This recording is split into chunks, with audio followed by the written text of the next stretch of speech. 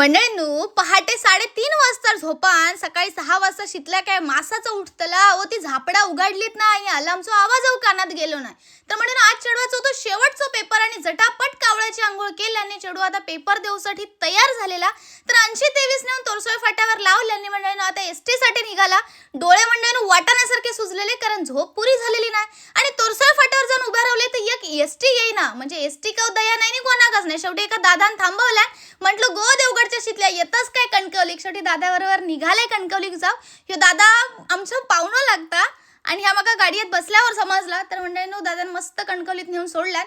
गेल्या सगळ्यात आधी नाश्ता केले कारण सकाळी उपाशी पोटे निघालेले आहे. आणि ही जी बसली आहेत ना कॉलेजची पोरं ती माझोच व्हिडिओ लावून माकाच ऐकवित होती. मग त्यांका पण जरा व्हिडिओत घेतलाय आणि मंडळींनो मस्त पेपर दिले आणि जसं पेपर झालं तसं जरा डॉक्टरकडे गेलाय. तर मंडळींनो अक्कलदाडी येताना ती सुजली या भुतर सुना आणि मी हय गेलेले अक्कलदाडीसाठी पण हय झाला आगासला तर मागासला आणि पाठसून येऊन गुरुवार राहला.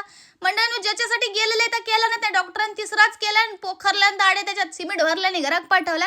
तर मंडळींनो खरंच सांगते शितल्याना अकलेचो कांदो. तर मंडळींनो सगळ्या आठवण 2:30 वाजता डेपोत दिले आणि डेपोत भंगली ती एसटीच नाही. मंडळींनो 3 वाजले 4 वाजले 4:45 मंडळींनो कणकवली देवगड एक एसटी भेटली.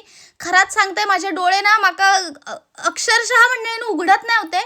तरी पण कसा डोळे ताट करीत मंडळींनो मी एसटीत नाही गेले कारण झोपला असते तर कधी देवगडात पोहोचला असते माझा माकाच कळला नसता. तर 6:15 वाजता घरा केले. दुपारचं आईन बांगड्याचा सार भाजलेलो बांगडोनी भात केलेल्यानंतर मस्त आहे की जेवले 7 वाजता. मंडळींनो 7 वाजता जा काय झोपलाय ना मंडळींनो तर दुसऱ्या दिवशी सकाळी माझं 10 वाजता डोळं उघडलेलो असा.